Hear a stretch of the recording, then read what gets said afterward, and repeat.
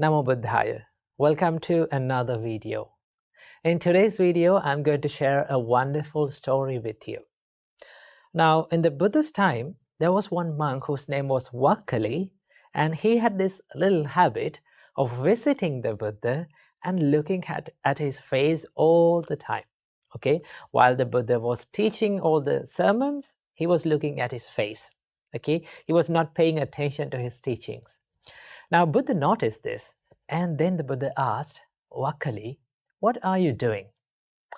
Then this monk said, Oh, Venerable Sir, I'm looking at your face, and beautiful and serene face. When I look at your serenity, when I look at your beautiful face, I feel so much better. I feel so much happy and peaceful in my mind.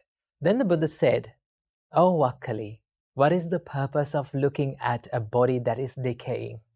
A body that is filled with so many disgusting things. Vakali, remember this. If you want to see the real Buddha, you have to see it through my teachings.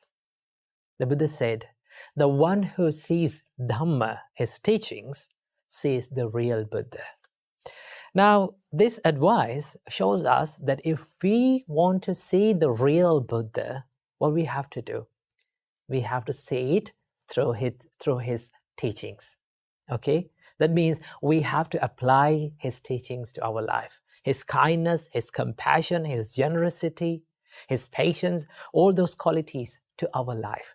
When we apply these qualities and when we practice the Buddha's advices in our life practically, we can see the real Buddha and we can understand who the Buddha is.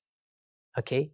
So that is why in Buddhism, a huge focus, a major priority is given to practice.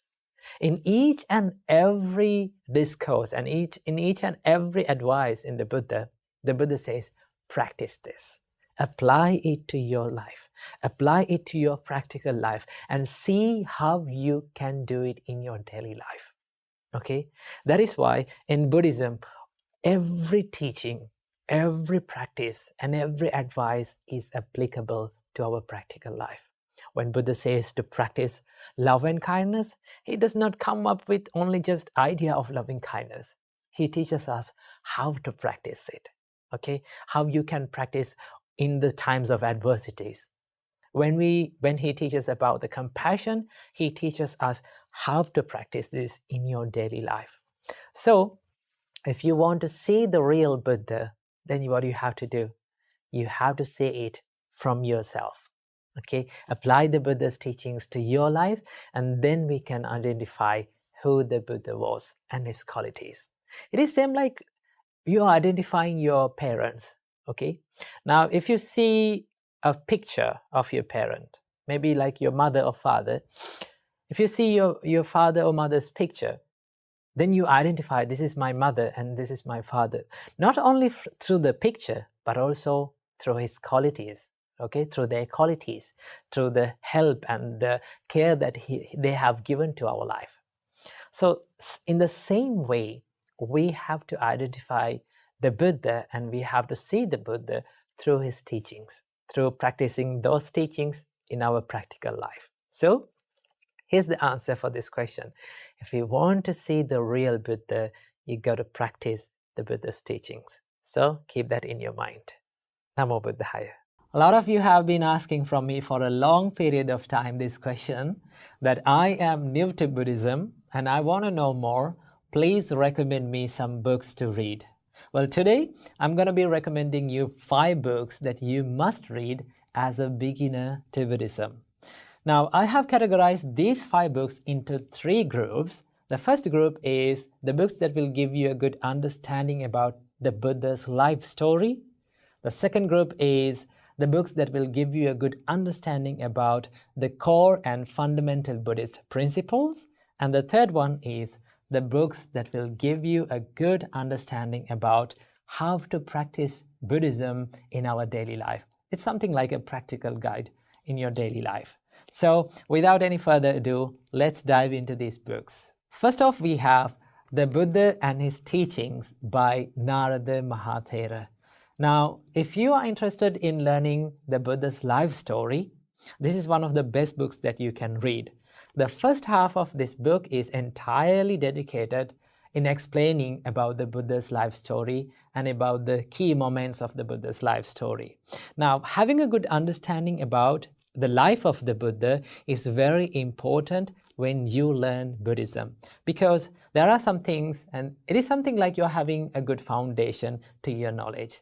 So in this book, in the first half, you can learn the key moments of the Buddha's life story. And the second half is entirely dedicated in explaining about the main Buddhist concepts like karma and rebirth and enlightenment and etc.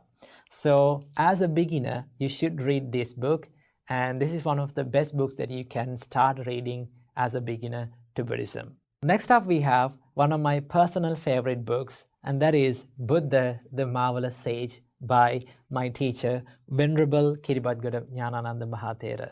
He was the monk who took me under his wings and taught me Dhamma and gave me this precious gift of Dhamma.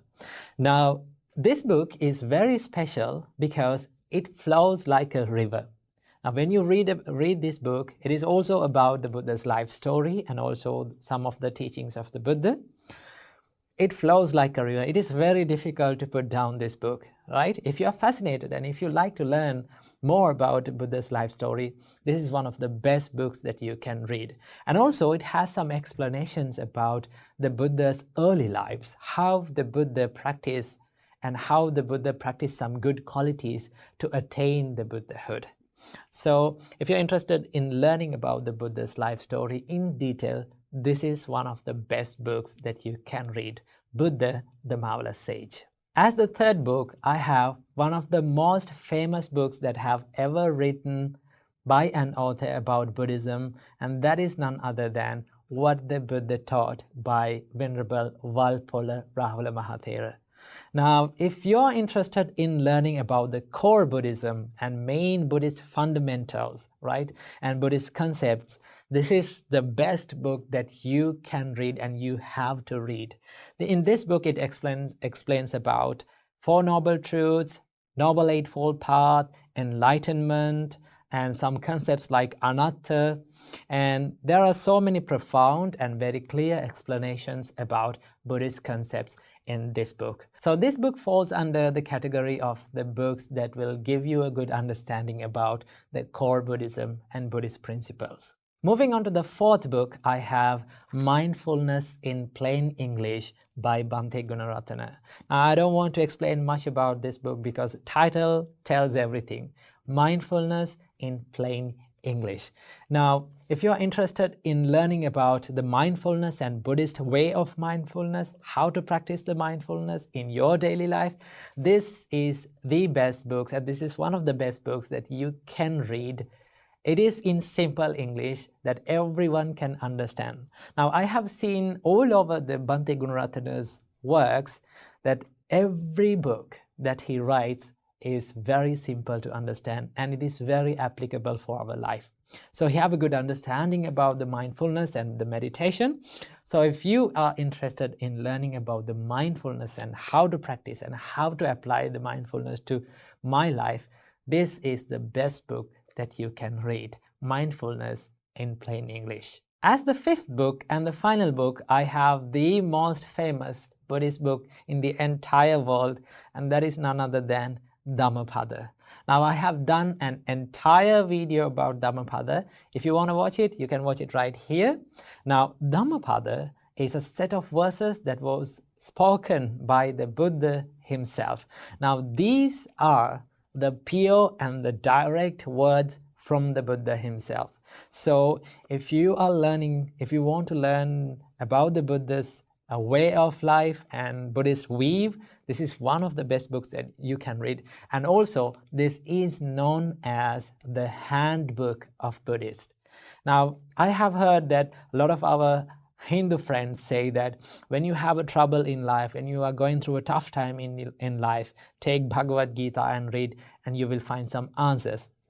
I would recommend for every one of you, read Dhammapada too, right?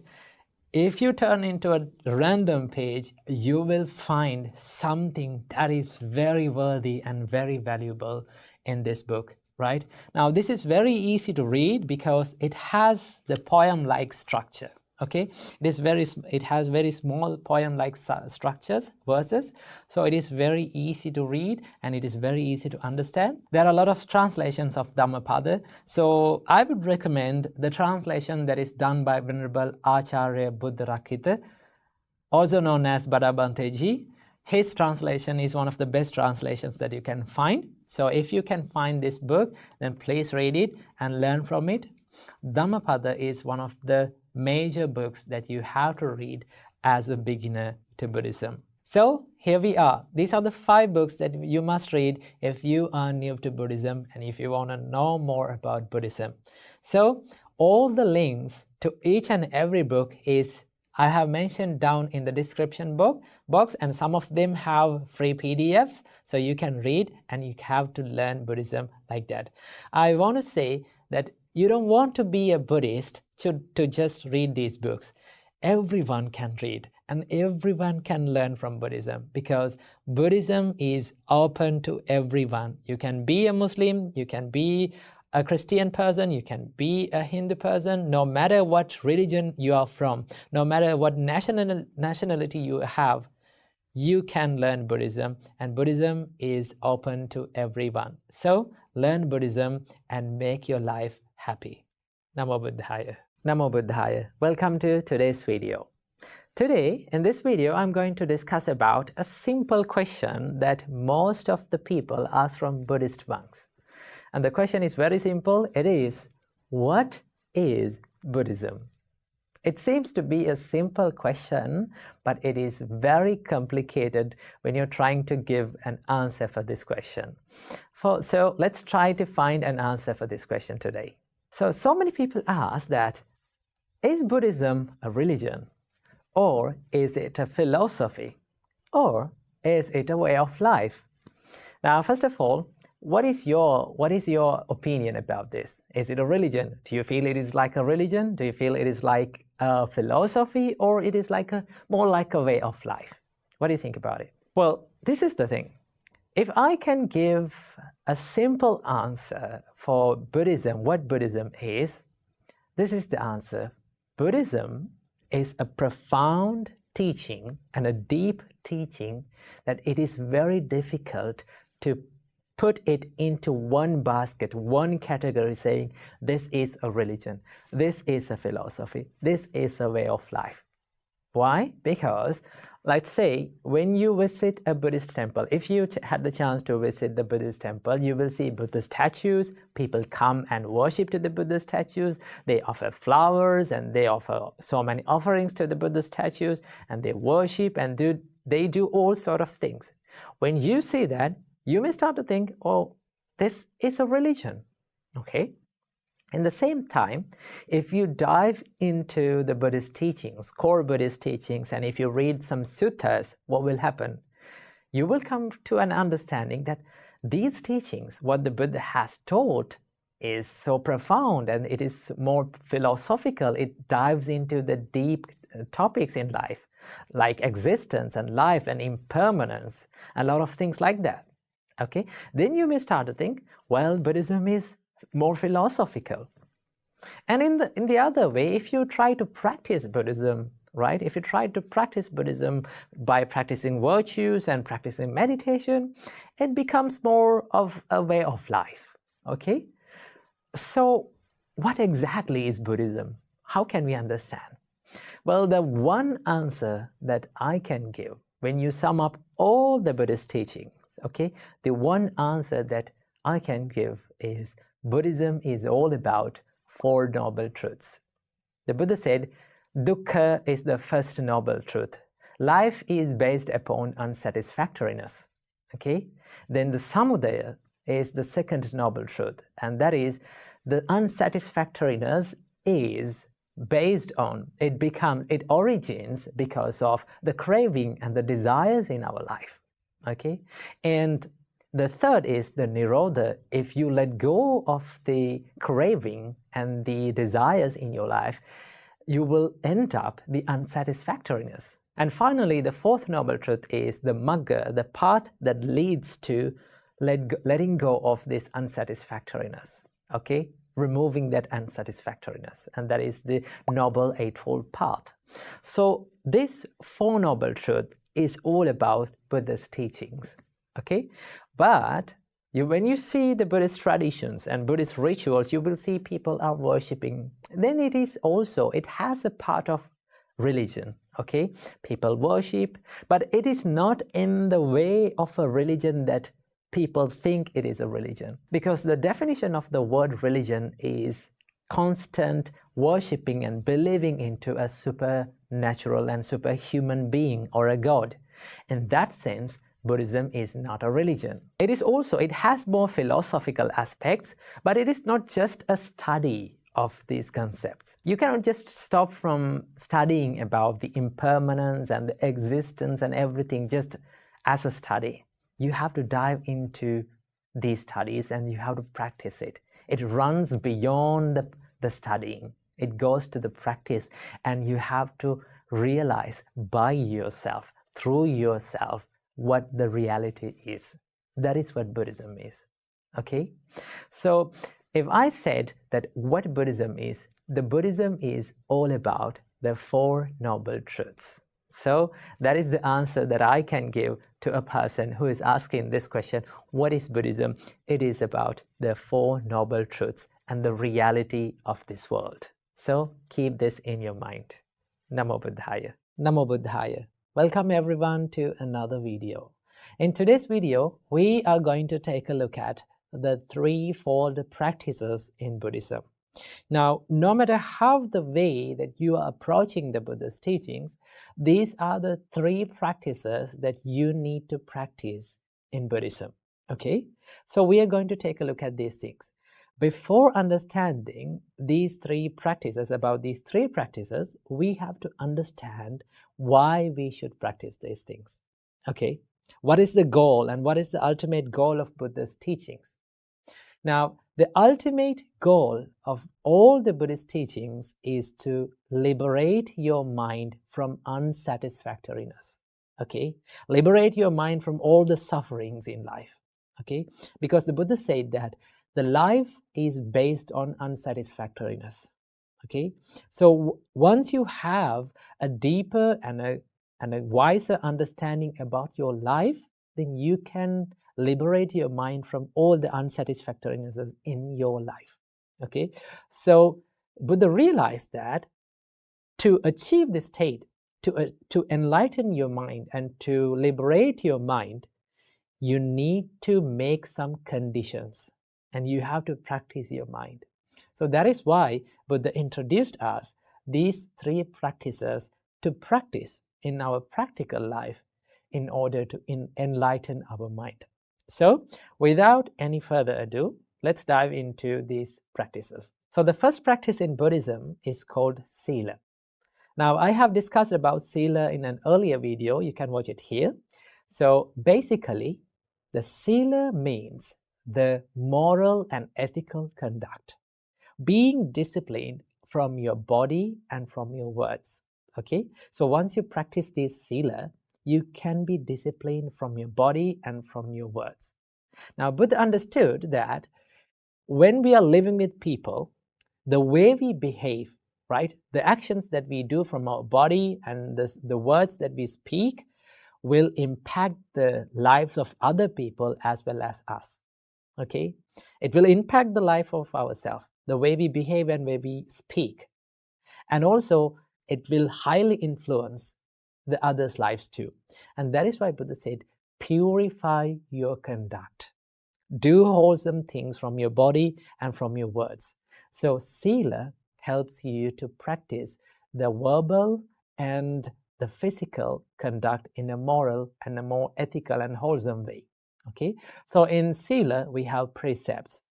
Basically, for lay people like you, you have 5 precepts that you can protect. Okay? The first one is abstaining from killing beings. The Buddha says that stay away from killing beings. In that way, you become disciplined from your body. Abstaining from stealing. Do not take others' possessions without their permissions, without the permissions of themselves, with the stealing mind. Okay, once you protect that, you be disciplined from your body. And Buddha said that stay away from sexual misconduct. When you abstain from sexual misconduct, you become disciplined from your body.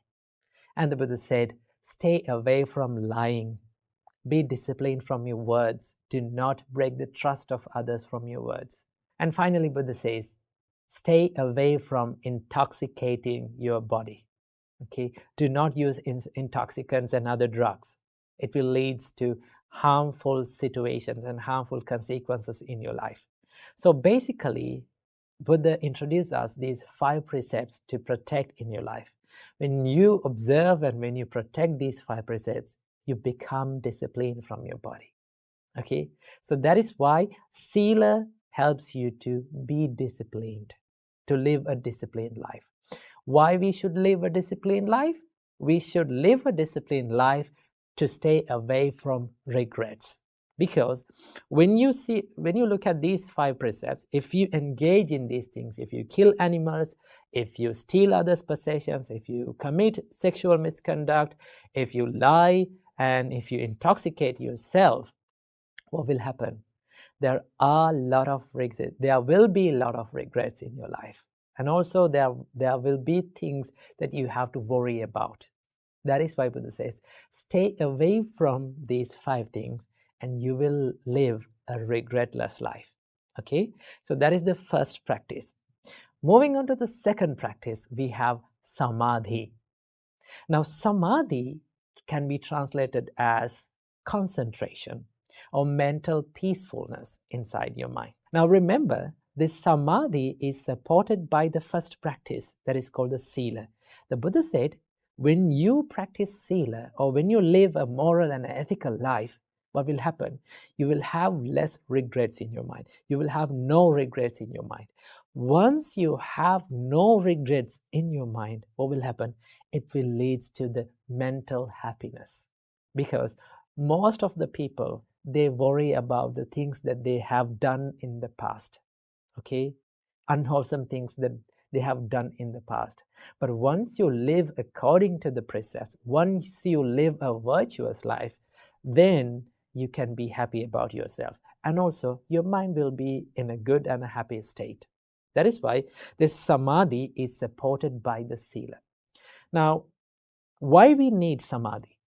Now, we need samadhi to think clearly.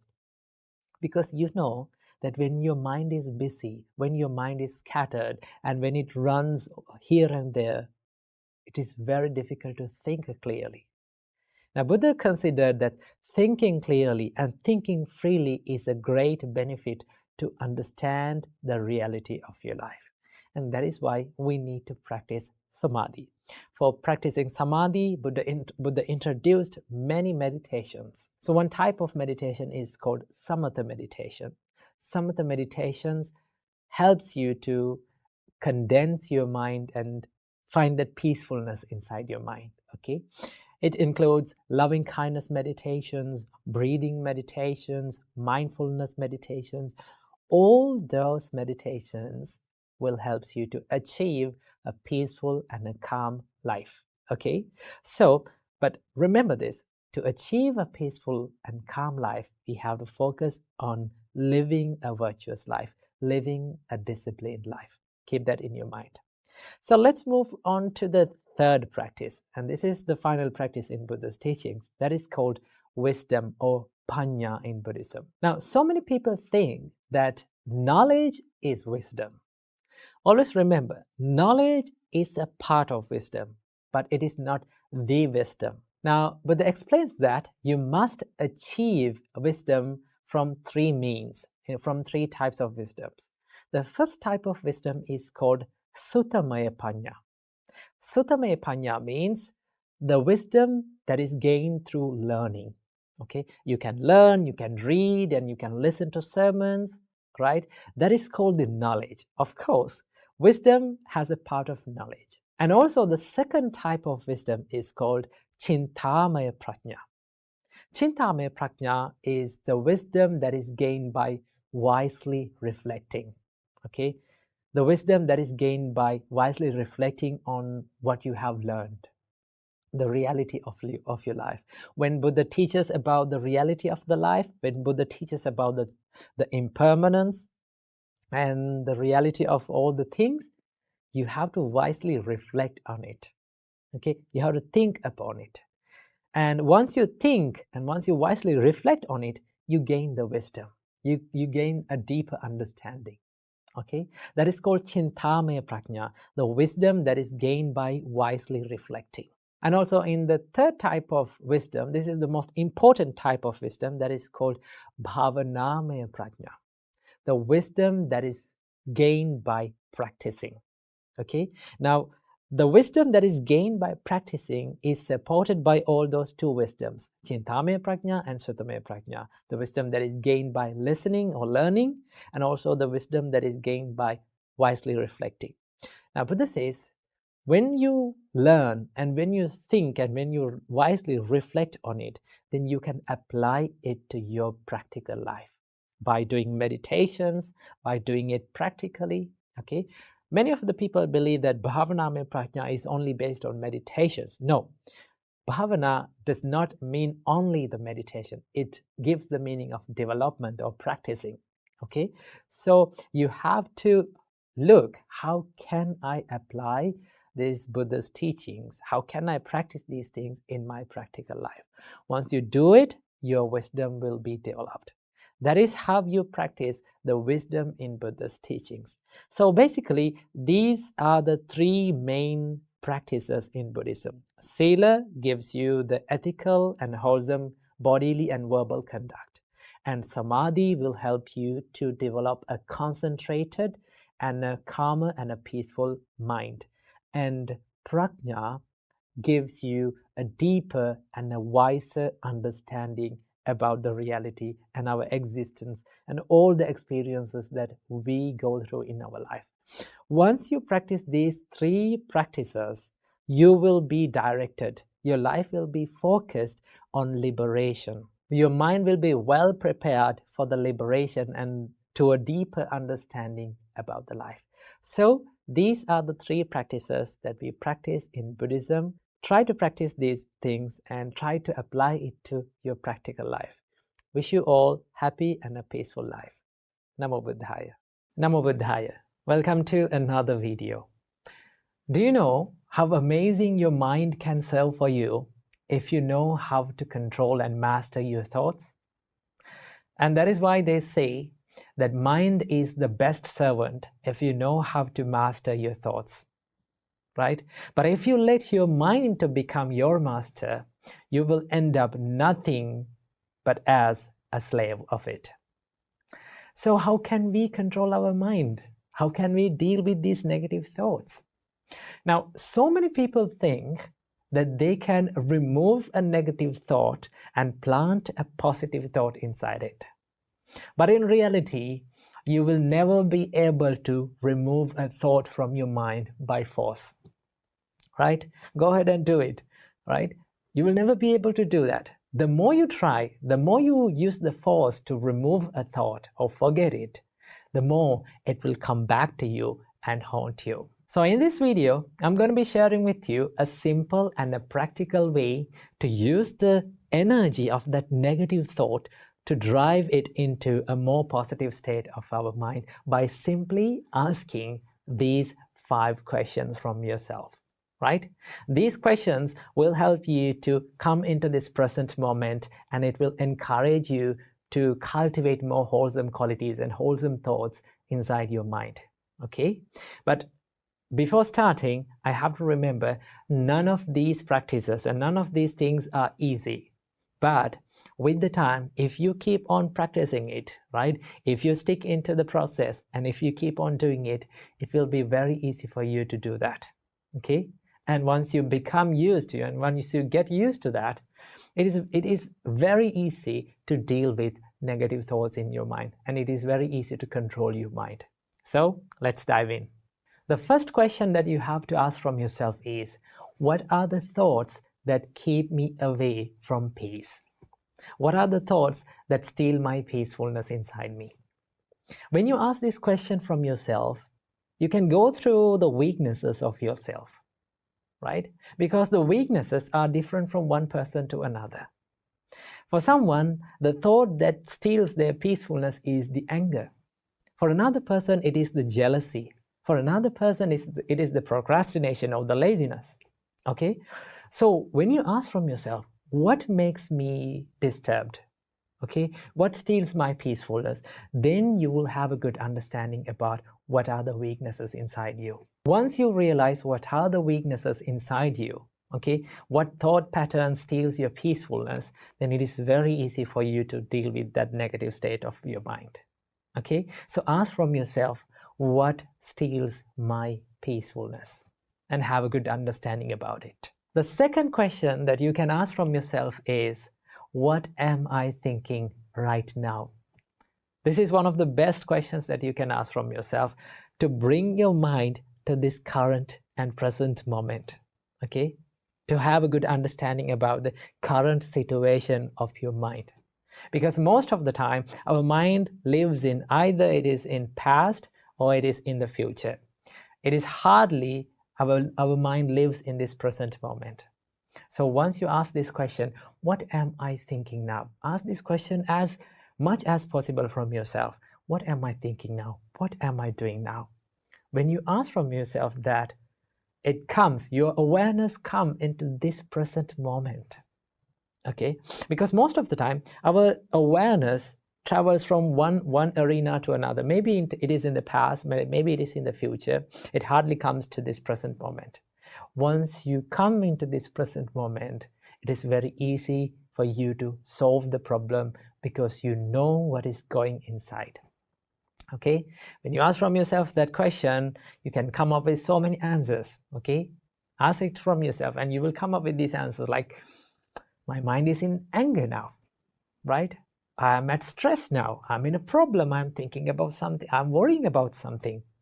Okay, once you identify that, right? Once you catch your thought, it is very easy to deal with it. Now you came to this present moment and you identify the thought. Now you have to ask the third question. The third question is this thought pattern helpful for me?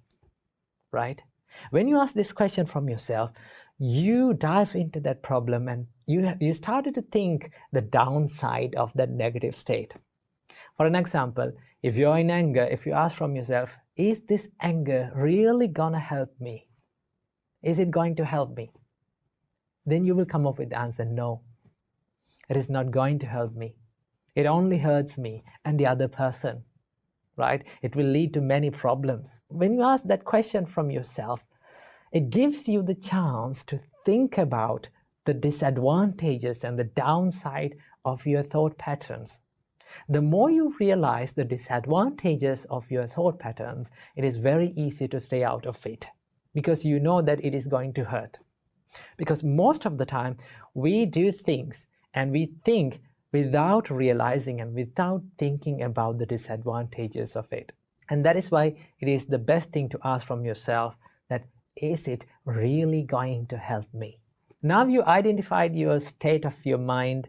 Now you came to this present moment. Now you know that it is not going to help you. As the next question, now you can ask from yourself, what is the best thing to do instead of staying in this negative state? Right? For an example, if you're in anger, ask from yourself, what is the best thing to do instead of staying in anger? Now, what should I do now? Then you will come up with the answer that I should forgive people. I should let go of this anger. You know, if I need to be at peace, right? If I need to find the peacefulness inside my mind, then I need to let go of this anger. Okay, I need to remove it. Now you come up with a solution. Now the best part is, the most amazing thing is, every one of us know what is good and bad. We know what to do and what not to do. Okay, now for an example, let's say, now we know that too much sugar is bad for our health. But what we do, when we are going to make a teacup, We just pour some extra sugar into it. We put some extra sugar into it. We know it is bad, right? Without considering about it is bad, we do it. And that is why the correct thing that you can do is think about what is the best thing that I can do now, right? Is it to forgive that people? Is it to let go of that jealousness? Is it to let go of that laziness and continue to work, right? When you think about that, you come up with a solution from yourself, okay? You find the solution through yourself. So ask this question from yourself, then what is the best thing that I can do to stay away from this negative state of my mind? Now you came up with a solution for your problem. Now what you have to do is to think about the benefits of cultivating this positive state of your mind, okay? Try to think about the benefits of forgiving. Try to think about the benefits of staying away from jealousyness. Try to think about the staying away from laziness and getting to work, okay?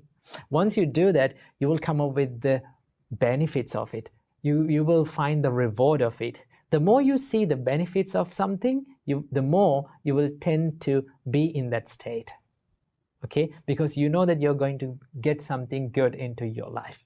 So try to ask from yourself, what are the benefits that I'm going to get by cultivating these wholesome thoughts?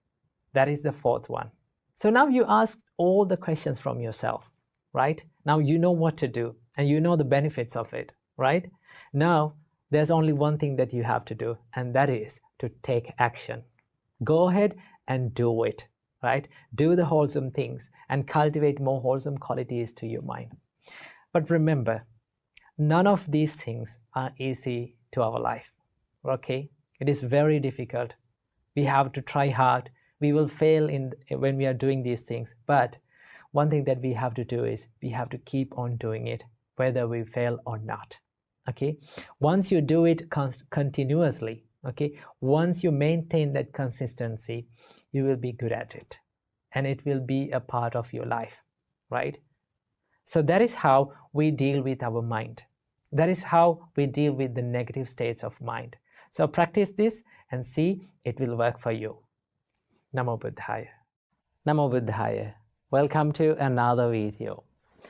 Do you know why we need to be so serious and we need to be wise when we choose friends? Now, the reason is the friends and the people who we choose to associate can shape our character. They can affect in many ways in our life. Okay, so that is why we need to be very serious and very wise when we let people into our life.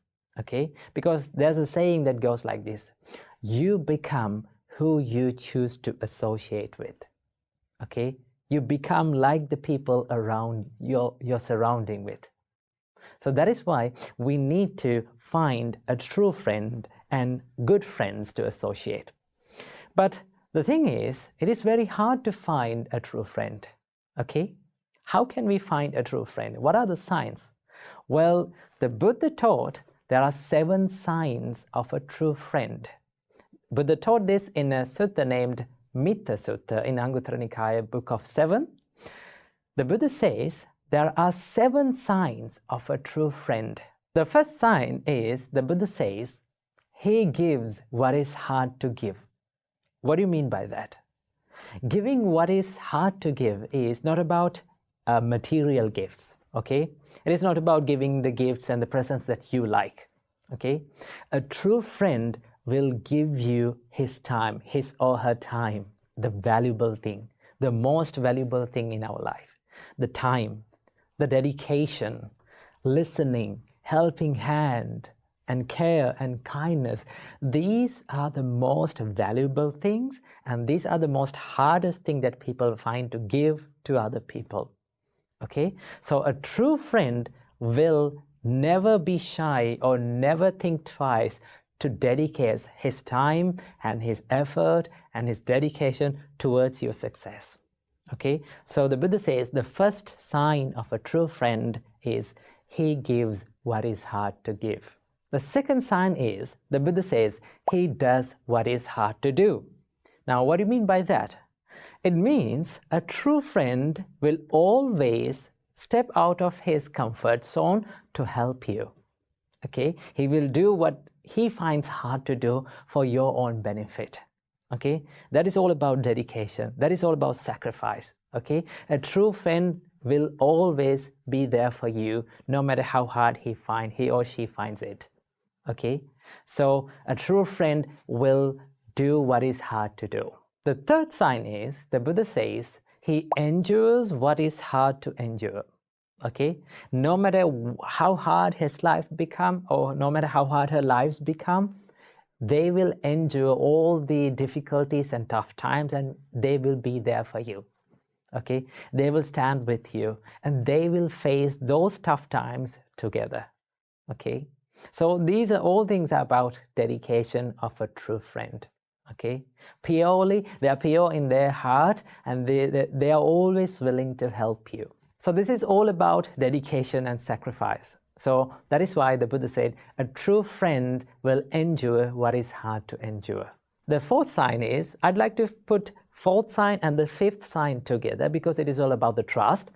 The Buddha says, a true friend will protect your secrets. He will never reveal your secrets to anyone.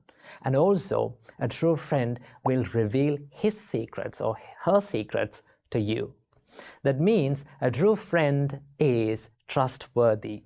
You can trust him or her, and they will trust you also. So a true friend is a friend who is trustworthy. And the next sign is, the Buddha says, a true friend is a friend who stands with you when you face tough times in your life.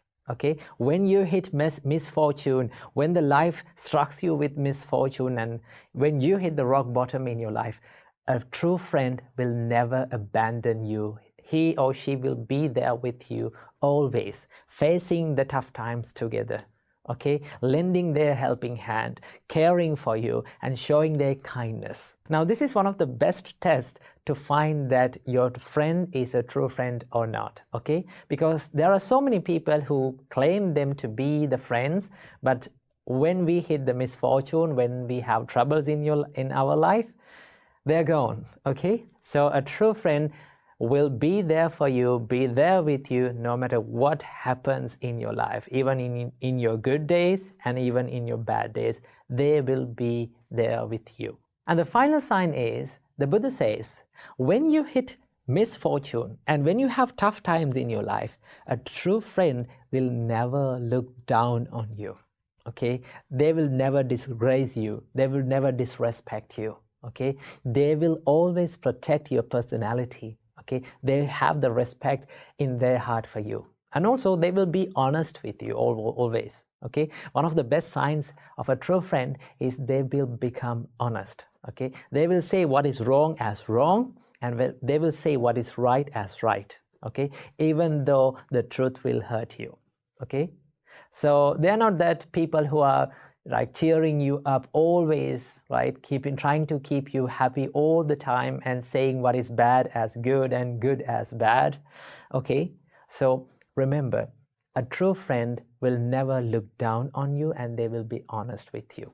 So these are the signs of a true friend. Okay, now after learning all these signs, then you will come up with this thought that, well, it is very hard to find a true friend. It is very difficult to find a true friend.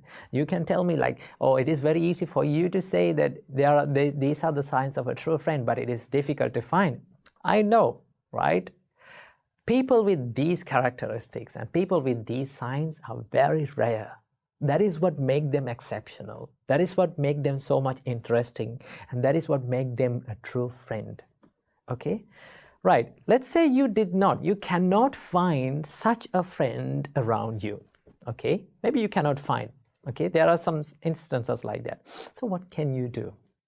Well, there's one thing that you can do, and that is to build up these 7 qualities within yourself and become a true friend to people around you. Okay, once you create those qualities within you, you create a potential for another true friend to be attracted to you. Okay, because that is the nature of this world. Okay, the nature of this world is the birds of feather flock together. That means same things get together. People with same qualities, they get together. Okay, so one thing that you can do is, if you did not find a true friend, be a true friend to people. Okay, so learn these signs and identify who is a true friend is and be with them. Namo Buddhaya. Namo Buddhaya. Welcome to another video. In today's video, we are going to discuss about how can we clear our mind. Now, so many of you complain when I'm meditating, when I'm studying, there are so many thoughts popping inside our mind. I cannot stop it. I'm worried. What can I do? Well, the reason for this problem is we are looking at the meditation and we are looking at our mind in a wrong way. Always remember, meditation is not about emptying your mind. Okay? You can meditate while having thoughts inside your mind. That is the most wonderful thing about meditation. You don't want to empty your mind. You don't want to close the mind and let not other thoughts come in. No. Okay? Just try this to yourself. If you try to stop thoughts, what will happen? The nature of your mind is it will generate more thoughts again and again. Okay? That is the nature of your mind. Because we don't know that trying to stop thoughts is also a thought. Okay? So remember, meditation is not about stopping thoughts. It is about being aware of your thoughts. There is one practice in Buddha's teachings. It is called Chittanupassana. In Chittanupassana, Buddha introduced us to a wonderful meditation of being aware of what comes into your mind. Okay? Let the thoughts come into your mind, but be aware of it. Because most of the time, we are not aware of what is going inside our mind. That is the problem. That is why we get caught to these unwholesome thoughts like greediness, craving, anger, hatred, and a lot of things. Okay? Because we don't know what is going inside our mind. The Buddha teaches us, that Buddha introduced us this meditation to be aware of what is coming into your mind. Let's say a lustful thought came to your mind. Okay, it's okay. Everyone feels lust. Everyone feels this craving and desire inside their mind. But the problem with most people is they don't know that their mind is under desire, under lust. Okay, but if you can be mindful, okay, if you can detect when the lust arises, this is a lustful thought that is popping inside my mind. If you can detect it, if you can identify it, then the nature of your mind is, once you identify your thoughts, once you are aware of that thought, it will start to be silent. Okay? It is something like a little baby. Look at your mind like a little baby. Okay? Now, when we are not aware of the babies, what they are doing? They are doing a lot of nasty things, okay? They are doing a lot of naughty things. Why? Because we are not aware of them.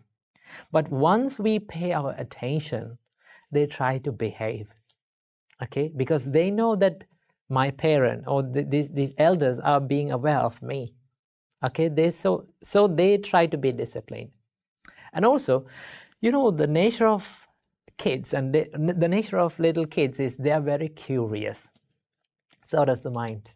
Mind is very curious. It likes to cling into certain things and like to search certain things. So what we can do to quiet our mind or to make silence inside our mind is just to pay attention to what comes into your mind. Don't try to stop it. Okay? The more you try to stop it, the more it will come. So what we have to do, just be aware of it. When you become aware of what is going inside your mind, you bring your mind to this present moment. Because these thoughts and everything that goes inside your mind happening in this present moment. If you can see the appearance of the thoughts, and if you can see the passing away or fading away of the thoughts, it will start to get quieter. Okay?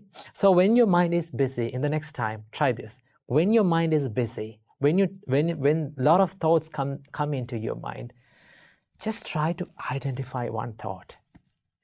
Look at your mind like you're looking at an external thing, okay? And try to identify one thought. When it arises, you can identify, oh, okay, it is arising now. When it fades away, okay, you're knowing and you are understanding that this thought is fading away. Once you do that, it is very amazing that your mind gets silent and quieter even more. So this is how we can clear and quiet our mind when we do meditations or when we are doing certain things in our life. So keep this advice in your life and practice it. Namo Buddhaya. The nature of our life is we do not know what is going to happen in the next moment. Life is unpredictable. Life is mysterious, and that is what makes the life more and more interesting.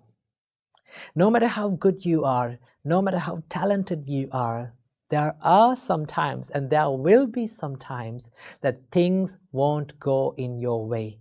Life will give you hard kicks. Life will give you tough lessons.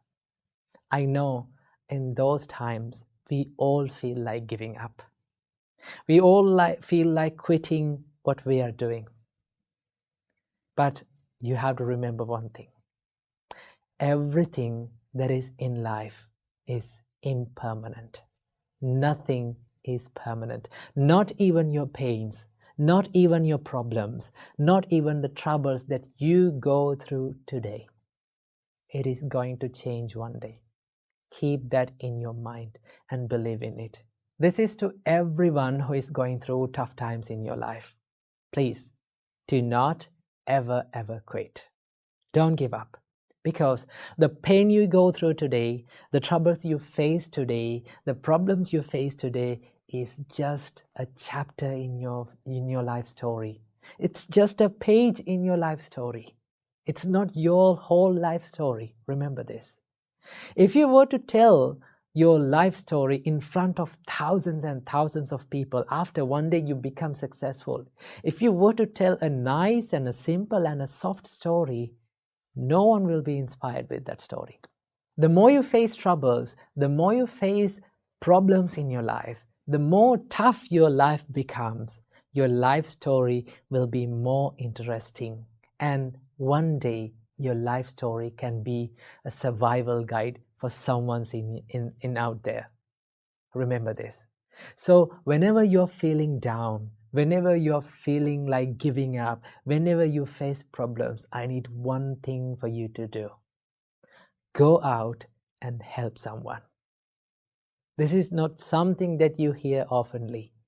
Go out and help someone when they feel down. Okay? Give a helping hand to someone when they are feeling troubles and when they go through tough times in your life.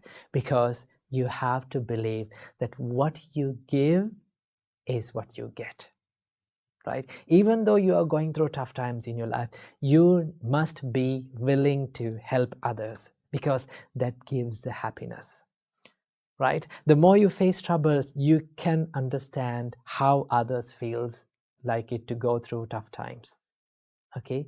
So when you feel down, always try to help someone. I know how it feels like to constantly fail, and I know how it feels like to constantly fall and be unsuccessful because I have been through that situation. Okay, so help someone, help people, right? And also do not ever give up. Sometimes you have to be patient because things get time to work out. Okay, things take times to get better. Okay, remember, great things take time to be successful. Okay, do not believe in quick and instant results because we are so used to this instant world. Because in this instant world, we need everything instant. Okay, this world is built up to give you everything instantly. The outer sources, when you log on to social media, it comes instantly. You can take something instantly. You can know about something instantly. You can download something instantly. But in real life situations, things are not instant. It takes time. Successfulness takes time, right? Happiness, it takes time. Peacefulness takes time. Relationships to build up, it takes time. Nothing is instant in real life. You have to wait. You have to be patient. So in those times, we feel anxious and worried, right? We feel stressed. But remember, when you feel stressed, when you're tired, it is okay to rest. But it is not okay to quit, because as long as we live, as long as we survive on this earth, as long as we have our lives, we can have a chance to be successful. We can be better at what we are doing. So this is to everyone who is going through tough times in your life. Believe that one day you're going to be happy. One day you're going to be proud about yourself if you focus on yourself and if you work on yourself. So keep in your mind, no matter how tough the situation is, never ever give up.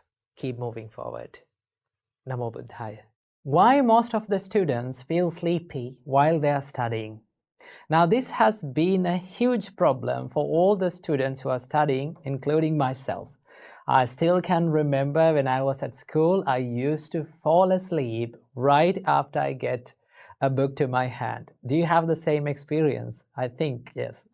Well, today in this video, I'm going to be sharing with you 7 tips you can practice to stay away from sleepiness while studying. So the same thing happened to a monk who lived in the Buddha's time. He was struggling with meditation, especially he was struggling with the sleepiness during meditation. So the Buddha gave him these 7 advices and 7 tips to practice to stay away from the sleepiness during the meditation. But these tips can be applied to our studies as well. So without any further ado, let's dive into these tips. Tip number 1. Change the perception. Sometimes the reason for our sleepiness is not where we study or when we study, but what we study, right? Sometimes the meditation that we are doing, maybe the subject that we are studying is not vibing along with our mind. At that time, we feel boring and less interested. Once you feel boring, what is the normal reaction from your body? You feel sleepy, right? You feel that drowsiness within you. That is why the Buddha says, change the perception. Once you feel sleepy while studying or meditating, just change the perception. Change what you study for a little while. Let's say you're studying a subject and you feel boring, okay? You feel less interested. So what do you have to do? Change it to something that you feel interesting. Maybe a subject that you feel fun in studying, maybe you enjoy that subject, maybe it is your favorite subject, maybe it is your favorite meditation, okay? Once you do that, what happens to you is you're doing something that is enjoyable and enthusiastic. You feel that enthusiasm within you. Then your body and your mind becomes active. Okay? Once your body and mind becomes active, what will happen? Your mind will open to new things. Okay? So when you spend a little while in that enthusiastic activity, maybe studying, maybe meditating, okay? Then you can come back to the same thing that you studied earlier and keep on studying, because at that time we gave our mind a little jump start to be active. Tip number 2, memorize it. The Buddha says, recall what you have studied and memorize it and examine it with your mind. When you examine something with your mind, when you recall something from your mind and you wisely reflect on it, what happens? Your mind becomes active. Okay, because you need that focus and you need that activeness in your mind to memorize it. Once you memorize it, what will happen? You stay away from that inactiveness or inactive state of your mind. Then it will help you to stay away from the sleepiness. So what you have to do, whenever you feel sleepy or drowsy, just memorize one thing that you have learned or recall something that you have learned. That is one thing that we can do. Tip number 3, reciting. Now, reciting is one of the best ways to stay away from sleepiness during meditation and studying. Okay? Now, when you recite something or when you say something out loud, it activates your jaw muscles and your mouth And also, when you recite something, you create those vibrations in your skull and it activates your brain. Okay, once your brain and your muscles are active, your jaw muscles are active, you feel some energy within your head. Okay, and then it will be very easy for you to study. And also, when you recite something, it gives that activeness to your body, and then it will help you to stay away from the sleepiness. That is tip number 3. Tip number 4, the Buddha says, pinch your ears and rub your limbs. Now, when you pinch your ears and rub your limbs, what happens is your muscles get a good blood circulation and your body becomes active. Once your body becomes active, then your mind becomes active.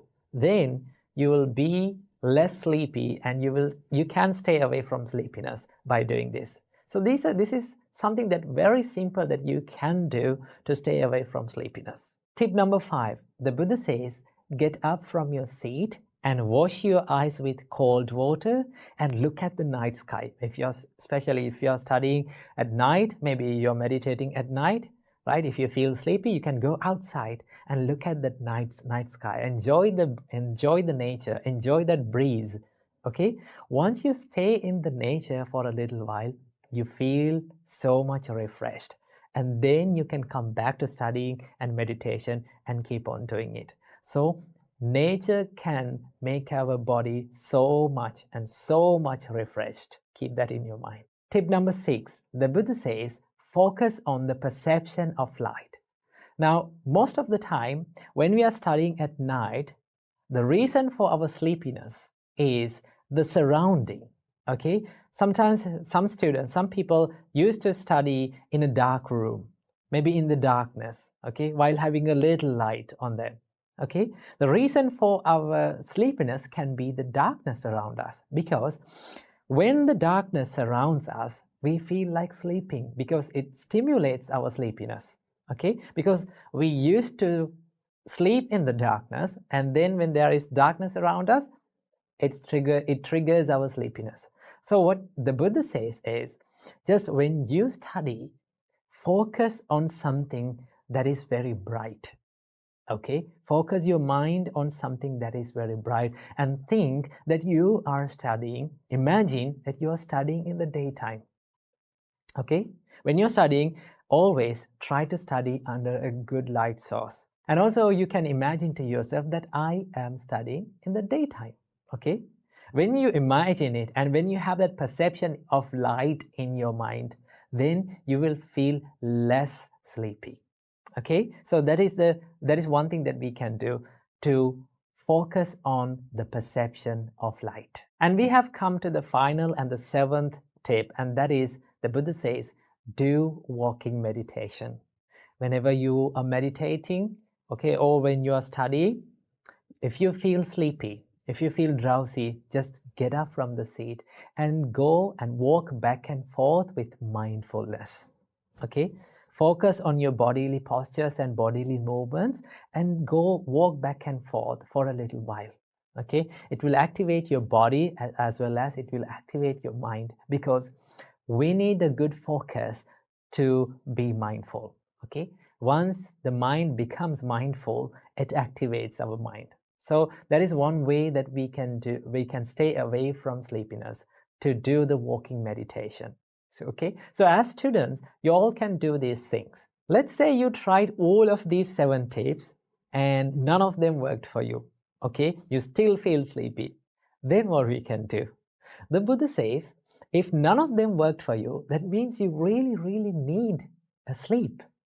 Okay, so that is why the Buddha says, then you can go to bed mindfully. Okay, being mindful about the posture that you are going to sleep, and you have to remember to yourself that right at this time, okay, maybe after 1 hour, I'm going to wake up. Okay, when you do that, when you remember to yourself that the wake up time, then it is very easy for you to wake up. And also remember, most of the time, the students enjoy sleeping, okay, more than studying. Okay, it is all about our priorities. When we give the priority to study, we can easily study. When we give the priority in our mind to sleep more than studying, then you feel more and more sleepy. So that is why it is all about what you give priority to.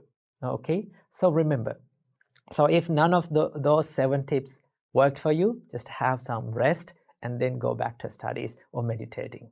So these are the things that we can apply to our daily life to stay away from sleepiness during studying and also during meditating. So apply these things and see what works for you.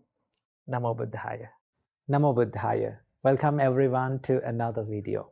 Today, let's talk about how can we apply the meditation to a busy life. Now, I know most of you have a very, very busy life and you have a tight schedule, okay? Now, but in the same time, you want to meditate. So that's where you find the problem, right? You have a busy life and you're worried about it. You have a distracted mind, and we all get distracted when we have a busy life, but we all need to meditate. But there's a problem. What is that? How can we apply the meditation to this busy schedule? Right? It is very difficult. So many people complain to us that I cannot meditate because I'm very, very busy. I have a lot of things to be done. I have a lot of responsibilities. How can I deal with it? Well, this depends on how you look at the meditation, right? Now, when we imagine the word meditation, what is the picture that we imagine? We imagine a person sitting in a quiet and a comfortable place, and he's closing his eyes with his legs crossed, right? And he's doing meditation. Okay, but meditation is not only that sitting meditation. It is also a part of meditation, but it is not the meditation. Okay, meditation is more easy and more practical than you think. So today I'm going to introduce you to a little practice that you can practice in your busy schedule while you're having a lot of responsibilities and while you're being busy, and you can do this meditation. This is all about mindfulness. Now, should we sit in a quiet place to be mindful? No. Okay? To be mindful, you can be in a whatever posture, do whatever you want to do, and you can still be mindful. That is the beauty of this practice, the mindful practice. Okay? Now let's say you're having a busy schedule and you don't have the time to sit and meditate. So what we have to do is we can choose something that we do daily, right? Let's say almost every one of you have 2 meals per day, at least 2 meals per day. Okay? Let's take breakfast. Let's say you're having your breakfast. Okay? Normally, in an average day, what do you do when you're having breakfast? Sometimes you read a newspaper. Sometimes you watch TV. Sometimes you scroll through social media. Sometimes you use the mobile. Sometimes you call to some friends. Okay? Instead of doing all those things, okay, instead of distracting yourself while eating, while having your breakfast, why can't you be mindful about having the breakfast, about the action of eating? Okay, so that is the beauty of mindfulness. Mindfulness can be applied to every action in our daily life. No matter where we do it, no matter what we do it, no matter when we do it, we can apply mindfulness to our daily life. So let's say you're having a breakfast. Okay, just set aside all the distractions, your TV, maybe your mobile phone, your newspaper. You just focus on the taste. Okay, if you're eating from your hand, or if you're eating from your spoon or a fork, doesn't matter. You just feel the taste. When you place the food inside your mouth, you start to feel this taste. What we can do is just bring our mind to that sensation, to what we feel. Okay, and do this from one by one. Okay, one step at a time. Let's say you took one bite at a time and you become mindful about it. You feel the taste. Okay, because most of the time when we are eating, we are not aware of this taste, right? Our mind runs here and there, runs and catch into one and other thoughts, and it becomes distracted. So what we can do is we can bring our mind back to this taste and this sensation that we feel in the present moment. When you eat, you feel the taste in the present moment. Once you feel it, once you identify it, and once you focus your mind to it, that is what you call mindfulness. That is what you call meditation. Okay? So this is a simple practice. Every day, choose one meal, maybe lunch, maybe dinner, maybe breakfast. Choose one meal and focus on just eating. Okay? Eat while you eat. Don't use the mobile phone while you eat. Don't watch TV while you eat. Don't use other distractions while you're eating, because when we distract ourselves, right, we miss a chance to practice the meditation in a daily life. One day, one lady came up to me, and when we were discussing, I asked from her, do you meditate? Then she said, no, I don't have time to meditate. Then I introduced this little practice of mindful eating to her. Then you cannot complain that you don't have time to meditate. Remember, meditation is everywhere. You can do it whenever you want, wherever you want. Okay? So add this little practice of mindful eating to your life, and then you don't have to worry about not having the time to meditate, because being mindful is meditation. Just keep that in your mind. Namo Buddhaya.